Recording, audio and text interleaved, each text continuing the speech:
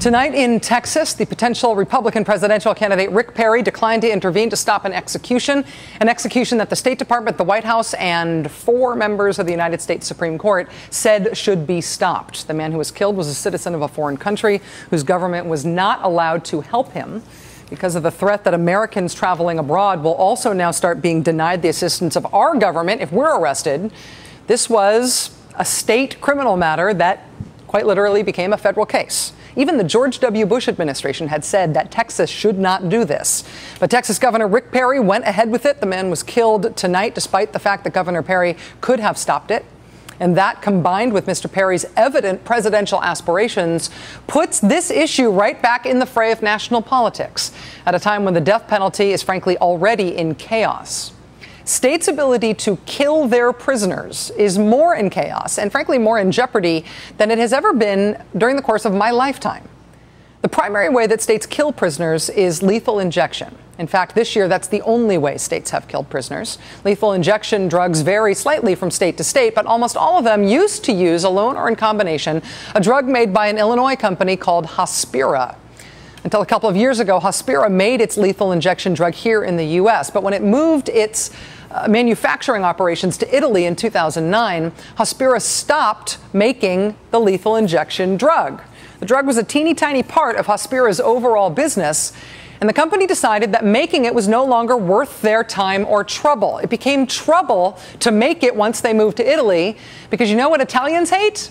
Italians really hate the death penalty. Hospira's decision to stop manufacturing this drug created a sudden shortage of the lethal injection drug for the 34 states that still kill their prisoners. And the problem was that the drug goes bad. It spoils. You need to constantly refresh your stock. But without new manufacturing, new stock was not readily available.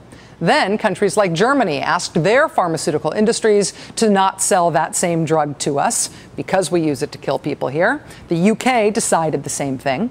Some other drug manufacturers in other countries, one in India and another in Denmark, also started refusing on their own to sell lethal injection drugs to America. The maker of a drug that Ohio plans to start using for lethal injections is asking that state, along with Oklahoma, to halt the practice.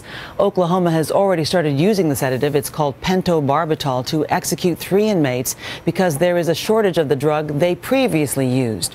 But the drug maker, Lundbeck Incorporated, says the drug was not intended to be used for lethal injections. With the primary supplier of lethal injection drugs no longer manufacturing them and nobody else stepping up to do so, or at least to ship them to the U.S. once they had, states and prison systems all across this country sort of panicked. At least 13 of them reported current or anticipated shortages of the thing they used to kill their prisoners. The executions continued through this last winter and spring, but not without headlines warning of an accidental and unanticipated end to the death penalty in America because we no longer had the means to kill people by our chosen methods. The situation got so absurd that at one point in the fall, before Britain banned the export of lethal injection drugs, the BBC ran a headline that made you ask, what country is this? What century is this? The headline was this: lethal injection drug sold from UK driving school. An unlicensed company was selling lethal injection drugs out of a driving school in West London to corrections departments in the United States of America. At least one state, Arizona, reportedly killed a prisoner using drugs imported from the driving school. The federal government responded by seizing the illegally imported lethal injection drugs in at least 3 states. Clearly, the old lethal injection drug was getting harder and harder to buy and harder to hold on to without it being confiscated by the feds.